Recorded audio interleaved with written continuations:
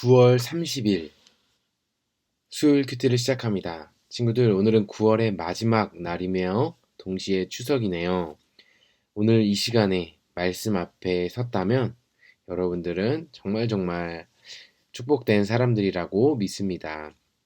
친구들, 명절이지만 말씀 앞에 나온 우리 친구들을 진심으로 축복하고 오늘도 우리가 하나님 말씀을 잘 배워서 하나님께 귀히 사용되는 우리 귀한 믿음의 친구들 되기를 원합니다. 기도하겠습니다. 하나님 아버지, 오늘 우리가 또 말씀 앞으로 나아갑니다. 하나님께서 지혜를 주시고 하나님이 기뻐하시는 인생을 살아갈 수 있도록 도와주세요. 예수님의 이름으로 기도드립니다. 아멘. 단어 연구입니다.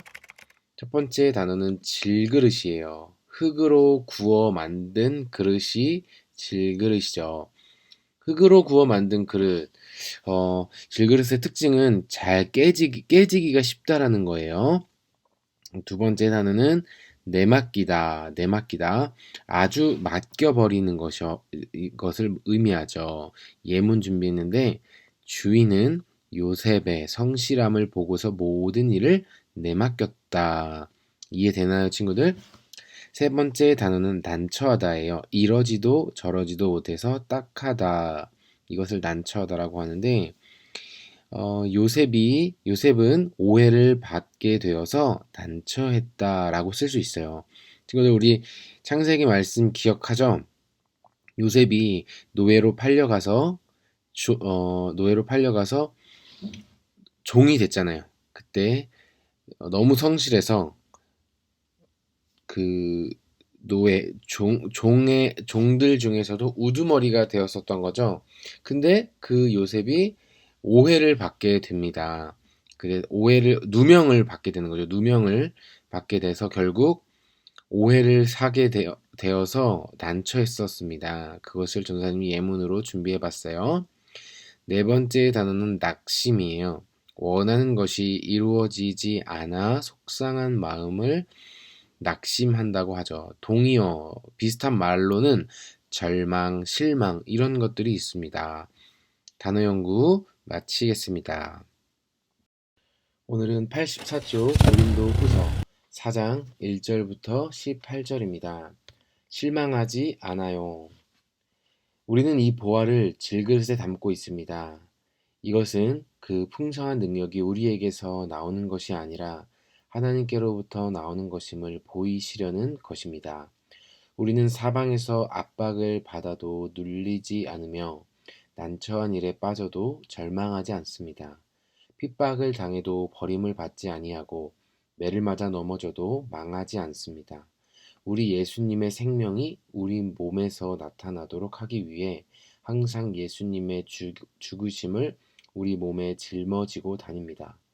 예수님의 생명이 죽을 우리 몸에 나타나도록 하기 위해 우리는 살아있지만 예수님을 위해 항상 몸을 죽음에 내맡기고 있습니다. 그러므로 우리 속에서는 죽음이 활동하지만 여러분 속에서는 생명이 활동하게 되는 것입니다. 그러므로 우리는 낙심하지 않습니다. 우리의 겉사람은 점점 낡아지지만 우리의 속사람은 날마다 새로워지고 있습니다. 우리가 지금 겪고 있는 가벼운 환난은 장차 우리가 받게 될 영원하고 한량 없이 큰 영광을 가져다 줍니다. 아멘. 읽고 발견해옵니다. 첫 번째 읽기입니다. 바울이 어떤 일을 겪었는지 생각하면서 오늘 말씀을 소리내어 읽어보세요. 두 번째 읽기입니다. 질그릇에 동그라미하고 보화를 질그릇에 담은 이후에 밑줄을 그어보세요. 7절입니다. 이것은 그 풍성한 능력이 우리에게서 나오는 것이 아니라 하나님께로부터 나오는 것임을 보이시려는 것입니다. 7절에서 보배는 예수님을 알게 하는 능력이에요. 그리고 질그릇은 바울을 말합니다. 사람들이 바울의 약함에 대해서 문제를 삼았기 때문에 바울은 자신을 깨지기 쉬운 질그릇에 비유하면서 하나님을 알게 하는 능력은 자신이 아닌 하나님께서 주신 능력으로 가능하다고 말하는 것입니다. 2번입니다. 낙심하지 않습니다에 네모하고 바울이 낙심하지 않는 이유의 물결선을 그려보세요. 16절입니다. 우리의 겉사람은 점점 낡아지지만 우리의 속사람은 날마다 새로워지고 있습니다. 바울의 약함 때문에 문제를 삼자 바울이 말을 합니다. 비록 자신의 겉모습은 나이가 들어서 약해지고 초라해지지만 속 마음은 더욱 강해지고 새로워짐을 고백합니다. 세 번째 읽기입니다. 왜 하나님이 보화를 질그릇에 담으셨나요? 풍성한 능력이 바울에게서 나오는 것이 아니라 하나님으로부터 나온다는 것을 알려주기 위해서입니다. 왜 바울은 낙심하지 않았나요? 겉모습은 점점 낡아지지만 속사람은 날마다 새로워지고 있기 때문입니다. 말씀을 이해해요. 고린도 교회에 나중에 들어온 거짓 사도들이 바울을 의심하며 하나님이 보낸 사도가 맞느냐고 질문했어요. 하나님이 시키신 일을 하는 사람인데 왜 그렇게 약한지, 왜 그렇게 힘든 일을 많이 겪는지 이해하지 못했어요. 그러나 하나님은 연약한 사람들을 통해 복음이 전해지게 하셔서 하나님이 얼마나 큰 능력이 있으신 분인지 보여주세요. 예수님을 죽음에서 살리신 하나님이 마지막 날에 하나님이 맡기신 일을 부지런히 한 사람들에게 새로운 생명을 주실 거예요. 그래서 바울은 힘든 일을 겪어도 부끄러워하거나 속상해하지 않았어요. 하나님은 어떤 분인가요? 하나님은 연약한 사람들을 사용하셔서 하나님의 능력을 드러내세요. 사람들이 바울의 연약함을 지적했어요. 그러나 바울은 겸손하게 자신을 질그릇에 비유했어요. 질그릇은 깨지기 쉬운 그릇이었어요. 그런 그릇을 하나님이 사용하세요.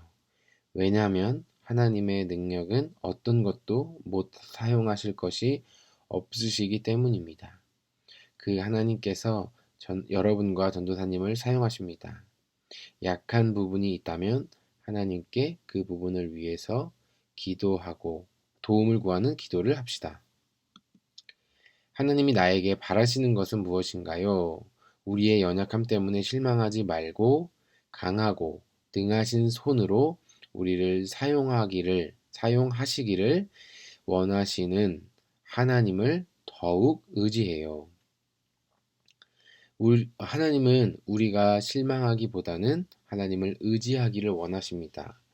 우리를 도와주기를 원하시는 하나님을 의지합시다.